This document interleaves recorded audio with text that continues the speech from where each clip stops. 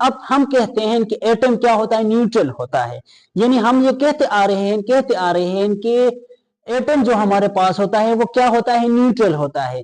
अब इसके reason behind के जो है आज का हमारा टॉपिक है, what is the reason behind that an atom that we called an atom as a neutral particle. यानी एटम को हम क्या कहते हैं, हम ये सिंपली कहते हैं कि atom is a neutral particle. Atom जो होता है न्यूट्रल पार्टिकल होता है। So what are the reason behind this? Today in this lecture we are going to discuss about why an atom is a neutral particle. So as we know that the number of protons and electrons are same inside the number of protons।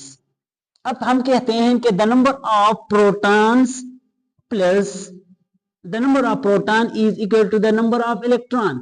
यानी जो हमारे पास protons होते हैं किसी भी atom के अंदर, हमारे पास जो प्रोटॉन्स होते हैं which is always equal to the number of electrons। यानी हमारे पास जो प्रोटॉन्स होते हैं इन एवरी एटम, यानी हर एटम के अंदर क्या होगा, the number of protons and electrons क्या होंगे, वो सेम होंगे। इसलिए हमें पता है प्रोटॉन्स के ऊपर कौन सा चार्ज होता है, प्रोटॉन के ऊपर पॉजिटिव चार्ज है, जैसे कि हमने पीछे उसके बारे में तकरीबन लिटिल भी डिटेल में पढ़ा था।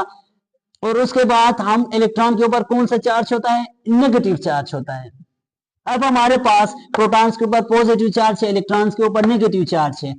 As we discussed that the number of protons is always equal to the number of electrons। यानी the number of proton और इलेक्ट्रॉन क्या होंगे, हमेशा हर एटम के अंदर क्या होंगे, सेम होंगे। सो अब ये the number of proton, let's suppose हमारे पास प्रोटॉन्स हैं 11, तो जो इलेक्ट्रॉन्स हैं वो भी क्या है, 11 है। इसके ऊपर कौन सा चार्ज है, प्रोटॉन्स के ऊपर पॉजिटिव चार्ज है, इलेक्ट्रॉन्स के ऊपर नेगेटिव चार्ज है। तो ये क्या कर लेंगे अपने आप को, यानी ये दोनों पॉजिटिव नेगेटिव अपने आप को क्या कर लेंगे, अपने आप को यानी न्यूट्रल करेंगे, पॉजिटिव एंड नेगेटिव न्यूट्रल करेंगे। इसीलिए हम इसको क्या कहते हैं, एटम को न्यूट्रल का नाम देते हैं। आई होप सो कि आपको क्लियर हो गया होगा। थैंक्स फॉर वॉचिंग एंड अल्लाह ने